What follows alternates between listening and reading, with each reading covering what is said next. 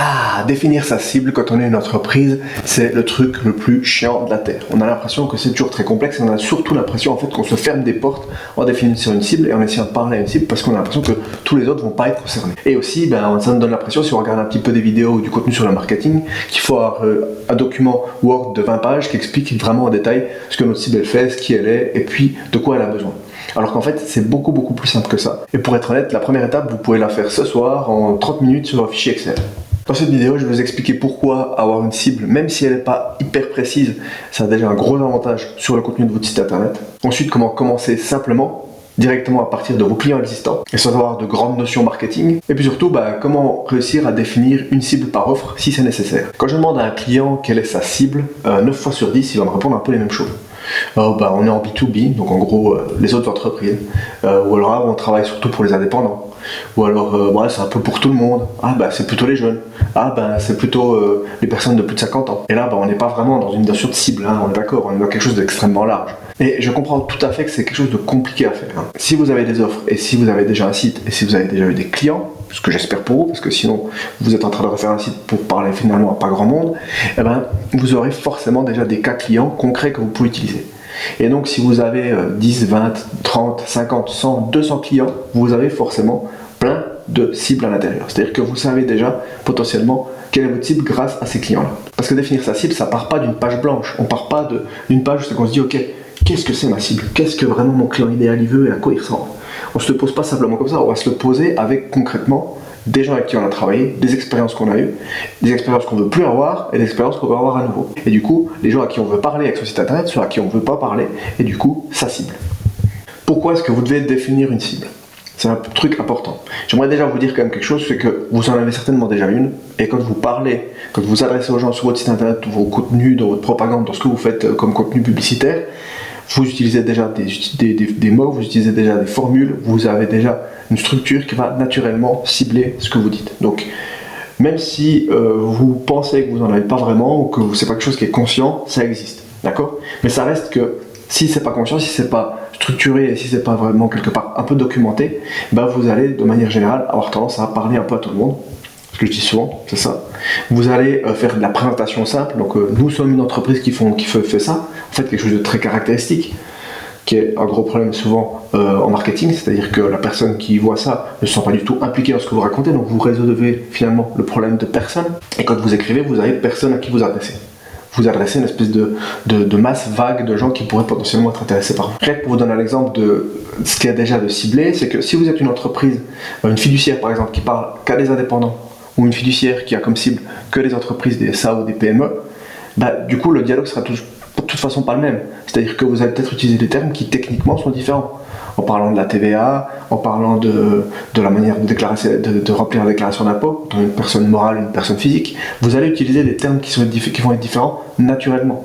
Et déjà ça c'est ciblé. Et ce qu'on va voir dans cette vidéo, c'est peut-être plus l'idée de dire on va se créer en fait un client idéal, une image de la personne à qui on a envie de parler et essayer de s'adresser à lui dans notre contenu. Et le garder en fait cette idée-là pour chacune de vos offres et chacun de vos contenus. Cette vidéo est la deuxième de ma série que j'ai envie de faire sur le processus complet de refonte d'un site internet. Et pour ça, je vais vous faire un épisode tous les 2 semaines. Il y a 2 semaines, j'ai fait un épisode complet sur les objectifs à définir quand on va créer son site internet, donc refaire son site internet. Cette semaine, on va parler de la cible, donc comment définir son client idéal. Ensuite, on va parler des phases d'achat. Quand le client arrive sur votre site internet, où en est-il? On va parler de la structure du site, donc quelles sont les pages qui vont composer votre site et comment les choisir. Ensuite, on va parler de web design, important, le petit crochet ici pour parler de design, parce que la question design n'est pas si importante que vous le pensez. Ensuite, on va parler du SEO juste, pas du SEO dans l'absolu de ce que vous devez faire comme bonne pratique SEO que vous voyez partout, mais simplement par rapport à vos besoins, ce que vous devez faire comme SEO.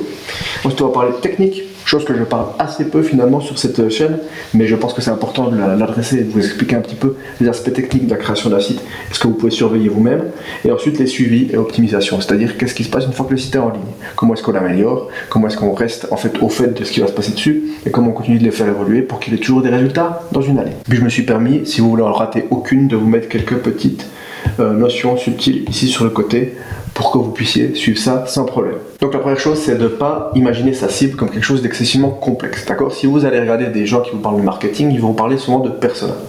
La persona, c'est en fait créer une espèce de version de votre client idéal en lui donnant un nom, un âge, une démographie spécifique et de faire vraiment un travail de fond pour essayer de comprendre ce que lui veut, ce que c'est ses peurs, ce que c'est ses attentes, ce sont ses craintes, ce que c'est ses objectifs dans la vie, les problèmes que vous avez pour lui, que vous pouvez résoudre.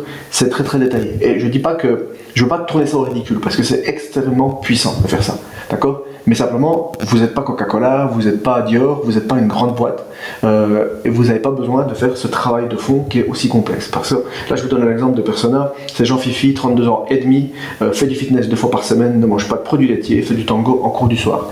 C'est un petit peu en dérision que je tourne ce truc, mais c'est cette image qu'on a souvent quand on parle de cible. Alors qu'en fait, votre besoin à vous, il est beaucoup moins spécifique, mais par contre, il peut être tout autant efficace. Parce que la différence, c'est que vous n'allez pas vous adresser au monde entier. Déjà, vous vous adressez à une cible qui est généralement locale, donc qui est déjà localisée, donc c'est déjà quelque part une forme de cible, d'être dans une zone géographique. Ensuite, vous allez vous adresser à des gens qui ont des besoins particuliers qui sont clairs. Quand on boit un coca, qu'est-ce que ça signifie? Quand on porte un sac Dior, qu'est-ce que ça signifie? C'est des questions qui sont psychologiques, qui sont assez complexes.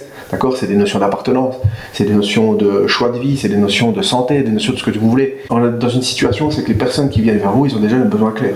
Ok, bah moi j'ai des locaux que je dois nettoyer toutes les semaines, j'ai besoin de quelqu'un qui va faire ça. J'ai ma comptabilité, j'arrive plus à suivre parce que j'ai beaucoup de travail en administratif, j'ai besoin de quelqu'un qui s'occupe de ça.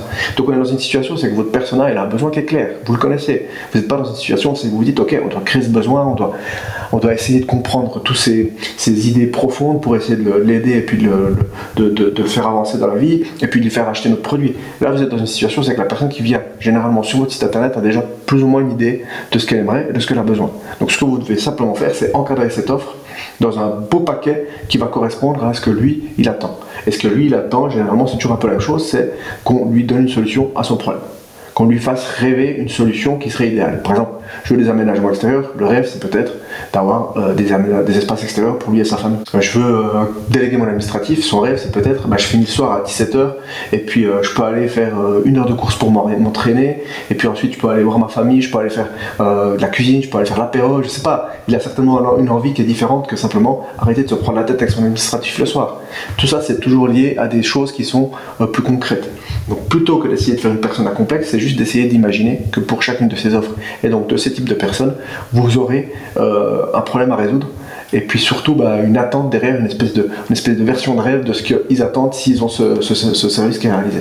Donc je ne vous demande pas d'à chaque fois que vous parlez d'un service d'aller dans l'émotionnel et de parler de choses complètement surréalistes ou bien d'essayer de faire miroiter les choses un petit peu en mode rêve ou hyper storytelling, mais ce que je vous dis c'est réfléchissez à ça, réfléchissez à cette notion de projection que la personne est là quand elle vient chez vous. Et donc pour ça, moi ce que je vous conseille, c'est que si vous avez déjà une entreprise, vous partez de vos clients. Donc qu'est-ce que vous faites pour partir de vos clients? Vous allez faire une liste Excel et vous allez mettre le client qui est concerné, vous allez mettre l'offre qu'il a prise, voilà, quel type de service vous avez fait pour lui, vous allez mettre une note, vous allez mettre des commentaires. La note c'est quoi? La note c'est dire ok, est-ce que j'ai été content de travailler avec ce client? Est-ce que ce projet tel qu'il a été fait m'a plu? C'est-à-dire que vous allez autant noter l'offre, c'est-à-dire que le type de service que vous avez proposé, et finalement la qualité, la satisfaction que vous avez eu à faire cette offre, ce projet avec ce client. Vous pouvez noter de 1 à 5 par exemple. Et ensuite vous allez mettre des commentaires et vous allez mettre un petit check pour dire ok, ça ce seraient les clients que je valide. D'accord? Vous avez peut-être, 100 ou 200 clients, vous n'avez peut-être pas besoin d'en mettre autant, vous pouvez peut-être prendre les 50 derniers clients parce qu'il faut vraiment en fait vous baser sur ce que vous avez envie de faire dans le futur et imaginer ok, si demain je pourrais travailler qu'avec ce type de personnes là, si demain je pourrais travailler que dans ce type de projet là, qu'est-ce que je ferais? Et vous essayez de mettre des notes à ça. Le but c'est d'orienter le contenu de votre site pour appeler ces gens là. D'accord? Donc l'idée, c'est pas de venir chercher les gens qui sont chiants, les gens qui vous ont fait des misères, les gens avec qui ça a été compliqué d'avoir de l'argent en retour, les gens avec qui le processus de création a été complexe. Et du coup, ça veut dire aussi d'aller vers là où vous vous sentez le plus à l'aise. Par exemple, si vous avez travaillé en tant que fiduciaire avec des startups dernièrement et que ça s'est super bien passé et qu'en fait vous connaissez certaines complexités liées au fait en tant que startup de travailler beaucoup avec des autres marchés, et bien peut-être que vous pouvez mettre de l'accent là-dessus parce que c'était super intéressant pour vous. Les 2 ou 3 expériences que vous avez étaient top parce que les gens avaient les fonds et que derrière ils étaient motivés. Et du coup, vous pouvez commencer à vous dire est-ce que j'aurais pas intérêt à faire une offre pour ça ou pas juste une offre pour ça, mais au moins en tout cas parler des startups dans mon contenu par rapport à la comptabilité. Tout ce que je dis là, c'est des idées, mais ça, pour être honnête, ça vient carrément un petit peu comme ça à l'arrache, mais c'est juste d'essayer finalement de documenter votre expérience avec les clients pour en ressortir tout ce qui finalement représente le plus gros plaisir que vous avez eu dans votre travail. D'accord? Vraiment cette note-là, qui doit être générale, qui dit ok, j'ai sur les 50 derniers clients, j'en ai 10 qui sont en 5 sur 5. Ces 10-là, c'est à eux que j'ai envie de parler. Et ça, finalement, ça va vous permettre de définir que c'est votre cible. Ça veut dire que vous allez définir des points communs. Les points communs, comme je vous l'ai dit, ça peut être que c'est une start-up, que c'est un certain type d'entreprise. Ça peut être une question d'âge, ça va être plutôt des gens qui sont jeunes et qui sont dynamiques. Ça peut être une question démographique de zone.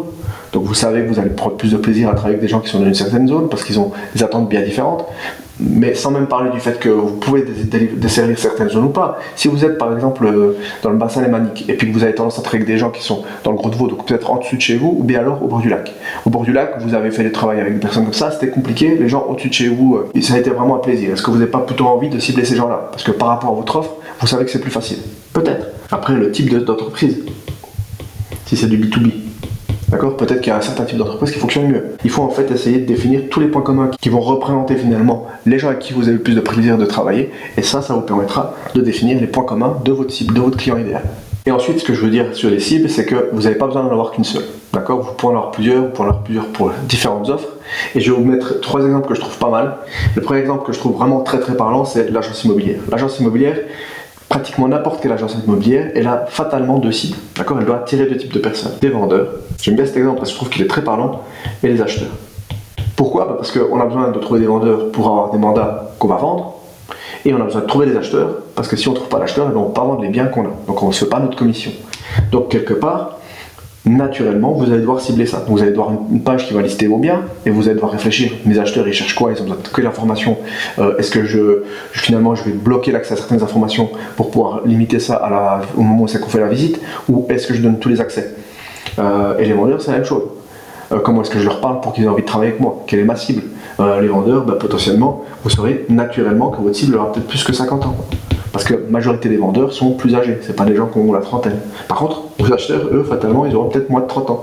Peut-être un peu plus, mais vous voyez ce que je veux dire. Donc là, on a déjà des cibles qui sont très précises et très définies, rien que par le simple fait de passer 2 secondes à essayer d'en parler. Donc évidemment, une agence immobilière ne va pas adresser ses pages à la même cible à chaque fois. Maintenant, prenons l'exemple du charpentier. Là, je vais vous donner 3 exemples de sites que vous pourriez avoir. Là, une, ça serait une nouvelle villa, donc une nouvelle construction. Forcément là, la majorité des cas, on est dans des gens qui ont moins de 40 ans. Souvent, si c'est des villas familiales, c'est des familles. Donc ils ont une projection qui est la villa de leur rêve avec leurs enfants. D'accord? Donc votre cible peut déjà clairement être définie par simplement le type de service que vous offrez. Ensuite, imaginons que vous avez une variante de votre offre qui est des charpentes à base de matières recyclées. Je sais que c'est un peu n'importe quoi, mais voilà.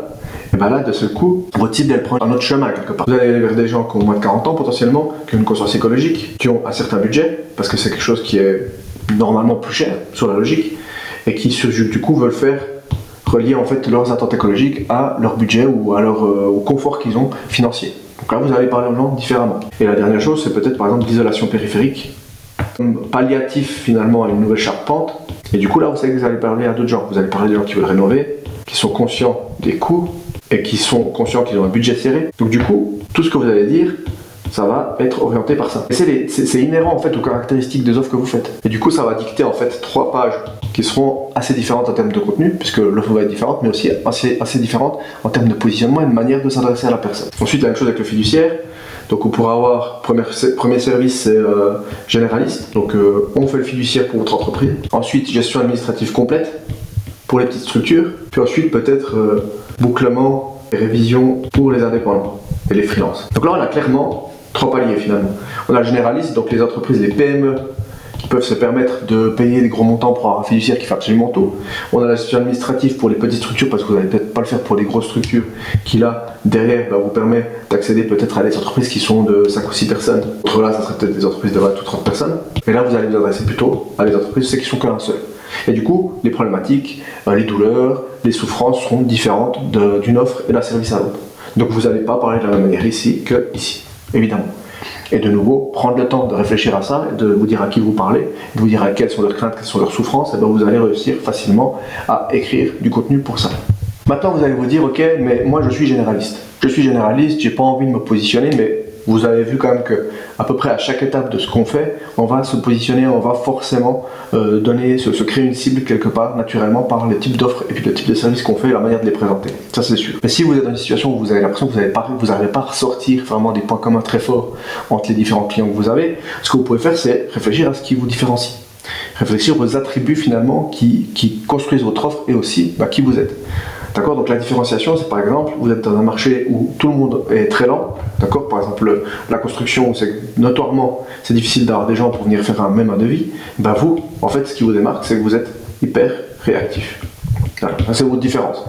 Donc en fait, plutôt que de positionner sur je vais parler à ce genre de personne-là, vous allez dire, vous êtes quelqu'un qui a besoin de quelqu'un rapide, de quelqu'un de confiance, qui est toujours disponible, donc on va travailler là-dessus.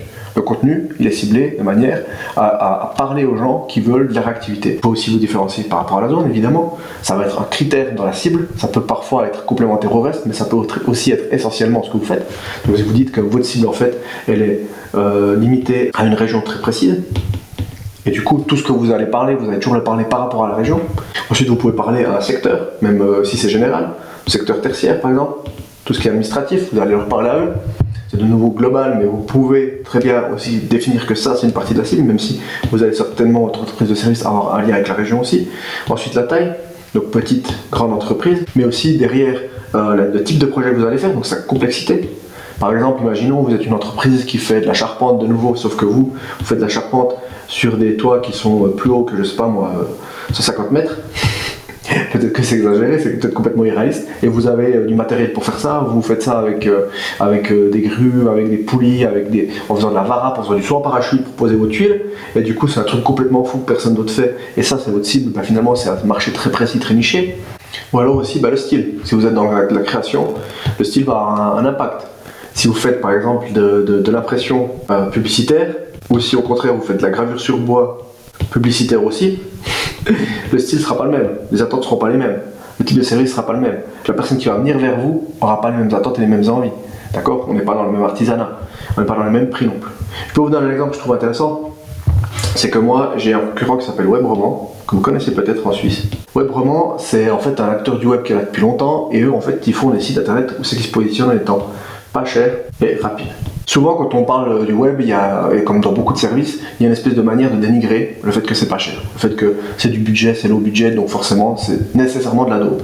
Simplement, c'est un positionnement de leur part de dire on fait un certain type de site très précis, qu'on fait pas cher du tout parce qu'on connaît très très bien la manière de les faire et qu'on sait exactement à quoi ressemble notre client potentiel, et du coup ça nous permet d'agir très vite pour finalement prendre des sites au kilomètre, on va dire, avec les caractéristiques très très précises de ce qu'on peut faire. Dès que ça sort de ça, on peut plus travailler pour le client.